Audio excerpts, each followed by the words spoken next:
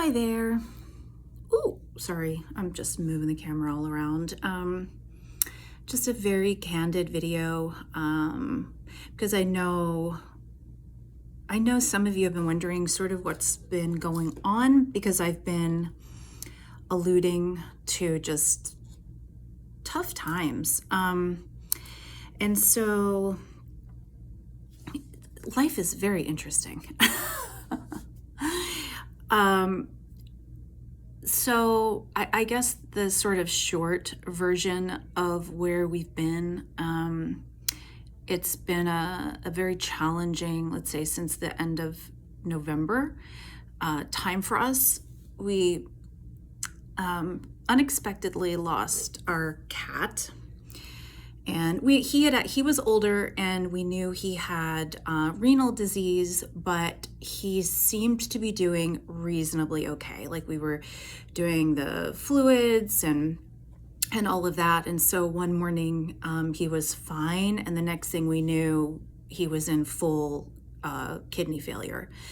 And so that was unexpected. That was right after coming back from, we take our animals to a vet in Mexico, and I just gotten back from the vet 2 days earlier, learning that one of our dogs has cancer. Our little beagle William, he's older too, but obviously it was like, okay, so we need to deal with this. And then our cat Pierre died. And then Zeb and I ended up on this crazy adventure with a very sick man who needed quick medical attention by way of a specialist, and he didn't seem to be able to get that medical attention out here. And the nature out here in San Diego, or even California, the nature of the illness that he had was actually sort of eating away at his brain, basically. And so probably some underlying personality disorder stuff was in there too, without a doubt. But he was aggressive and angry and very challenging, unable to fly because he was afraid of flying because of where his immune system was, and he had had COVID multiple times, and that was obviously not helping anything. So we rented an RV, and we drove him from San Diego to Boston for medical care. And the people who knew about this, felt like Zeb and I were absolutely bonkers nuts. We're not really new to people thinking that about some of the stuff that we do, so we didn't really care. We knew for ourselves that we were being guided to help in this way and to do this. We had no idea why. We tend to not ask questions if we feel like we're supposed to be doing something. So we just did it. But it was definitely very taxing, because he was a very difficult person to be with. And so we did that. And then that took about a week. We came back, and the following week, our beloved dog, who was only 7 years old, who was literally like our son, very unexpectedly died, very unexpectedly. And it just tore us apart. This was 4 weeks ago now. Just completely tore us apart. And partly just because he was our baby. It always sort of felt like, since Zeb and I, we've had a blended family. We brought our families together, our kids together, some years ago now. But one sadness that we've always had was that we wouldn't be able to have children together. And so our dog Patton was very much like the son that we weren't able to have. I know for animal people, you'll get that. For some people, that might sound crazy, but that's really what he represented for us. And so him being so young and it being so unexpected just really tore a gaping hole inside of us. And with his passing, it actually felt like a door had sort of slammed in our face of an entire phase of our life. So I think often with certain losses or certain things that sort of move on and carry on with or without our permission, it was truly like he closed the door on an entire stage of our life. And I couldn't really grasp why or how. I just knew that I felt it. And so I'm not going to get into all the details, but Zeb and I need to move, which we weren't expecting to do, out of our home. And that was, I guess, part of what was coming, part of why it felt like such a phase or a stage of our life that was gone, because we have decided to downsize. That's just an important next step for us for a lot of reasons. And so part of what I'm grieving as well is not having the home that we've sort of finished raising our girls in, the place where they could come anytime with their friends. Still, they're almost 21, but my birth daughter, Maya, doesn't live in San Diego anymore, but she and her boyfriend come down from LA pretty often, and I love having them, or she'll still have friends come over and just things like that, just that real family feeling. I know it will transition and change into something new, so it's not that like we're not a family anymore, but there is a way that we have been able to be together that I grew very accustomed to, that has felt very good to me. And so we're moving into this next stage. And then we just have a lot of big changes happening at our yoga studio. Some are very scary and dicey, and some are incredibly invigorating.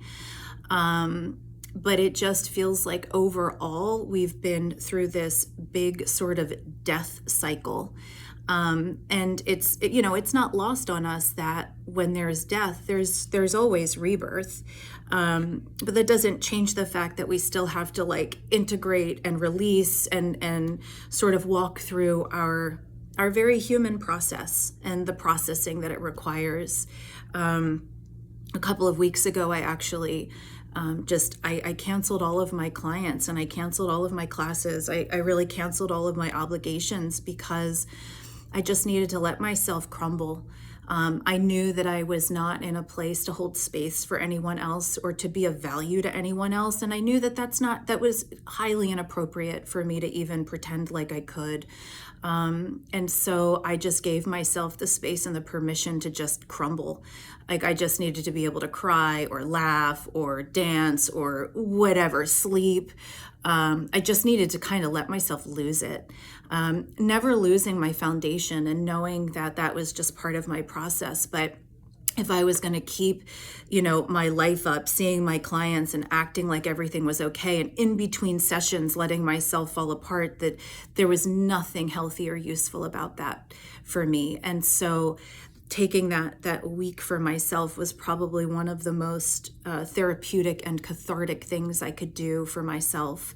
And it really did help move a lot of the grief. Now, of course, I'm still making my way through it, but it pales into comparison to where I was before. Like I actually feel ready for what's in store. And now I have some of the energy to start building and creating from here, because that was the other piece. It was like, I have no idea what the future holds. I have no idea what's next. I don't even know if I have the energy to do any of that. I knew I would get it back, but I didn't know how or when.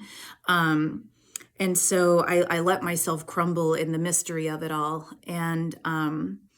And so now, I actually am like, oh, I have energy and there's signs of life. And, we have some exciting things that are coming up for the studio, even though the studio too, I feel like has had a little bit of its own sort of death cycle.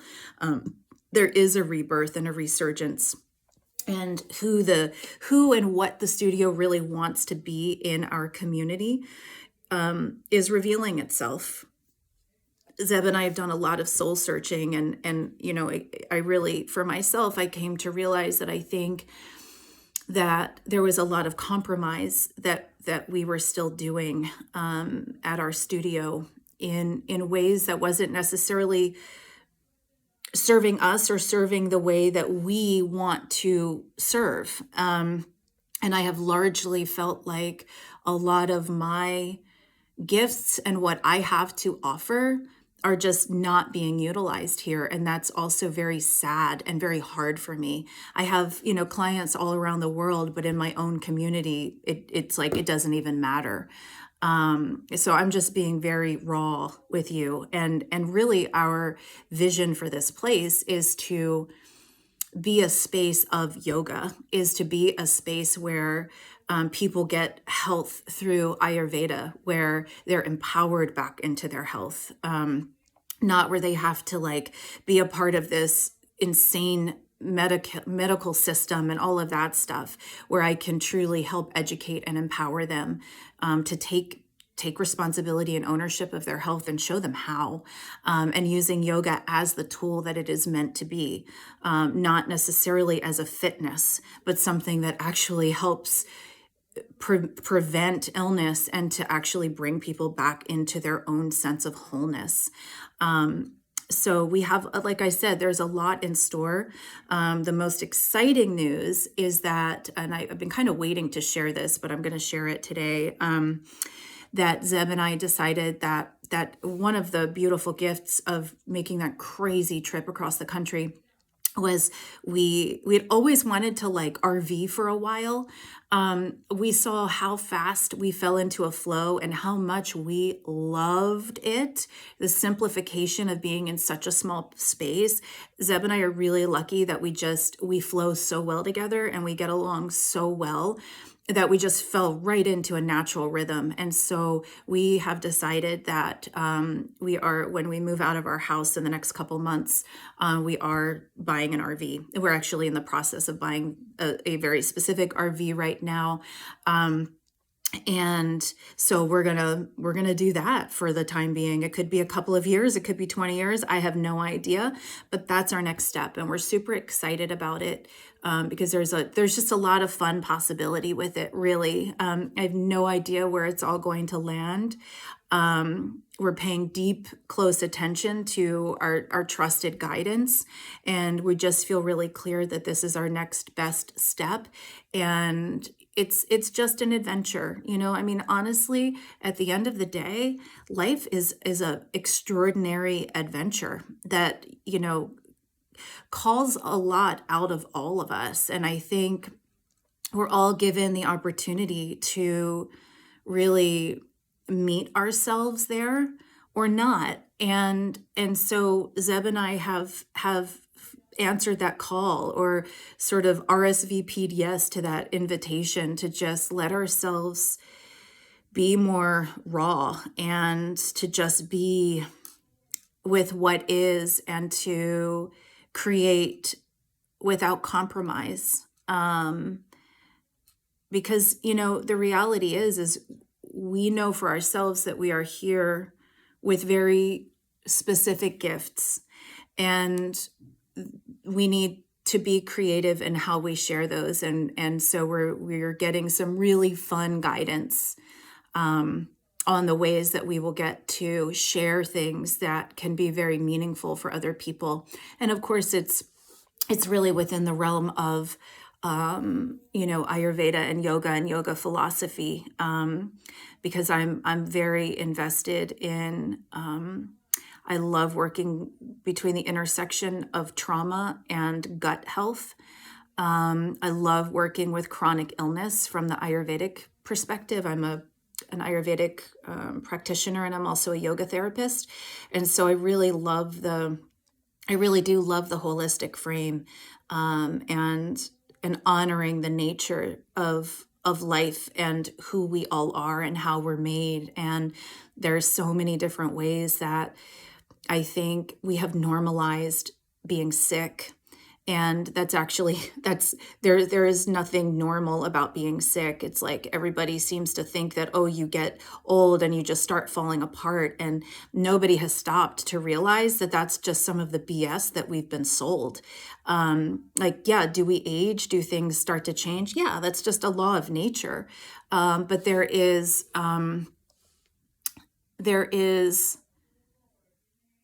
such a choice in that. I hear it all the time. I hear it all the time that people, when they see me in person, they're like, you do not look like you're 46 years old. You do not look like you could have 20 something year old kids. And it's like, yeah. And I don't feel like a lot of people feel at 46 years old. That because that's a choice that I make daily. And I'm not saying it's that simple for everyone, because I recognize that people come in with different things. But there are ways that we have been conditioned to believe that we cannot manage our well-being. And there's a lot of people making a lot of money on making sure that people stay sick and feel like crap. And I'm just kind of over it. And that's really my big call to action is really helping people explore health from a very consciousness-based perspective, and not in any kind of woo-woo way. It's just that honestly, we've been so conditioned in a system that counts on us being sick people. And so I just can't participate in that at this point in my life. And I feel that this sort of rebirth is like, even the RV is an opportunity for us to visit areas where I do have more clients around the United States and do talks and presentations and things like that. So we have a lot of different fun things that are in store. We're probably going to be putting a YouTube channel together, so you can watch. I'll maybe even have some client sessions on there for clients who are willing to do that, so people can see a little bit more about how it all works. So yeah, the rebirth is happening.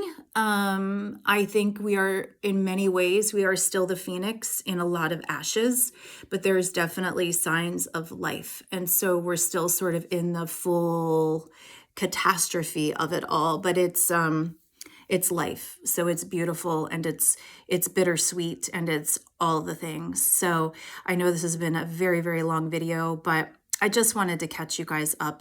I know I've been vague. And yeah, so that's the scoop. You'll probably be seeing more of us. But right now we are managing not becoming completely exhausted, because I've been having to work through a feeling of being very, very depleted from it all. And so I have been doing everything in my power to just take impeccable care of myself. So yeah, that's kind of where I'm at. So more from us in the future coming up. We'll keep you posted, and we'll take pictures when we grab that RV, which should be in the next couple weeks. So take care, everyone.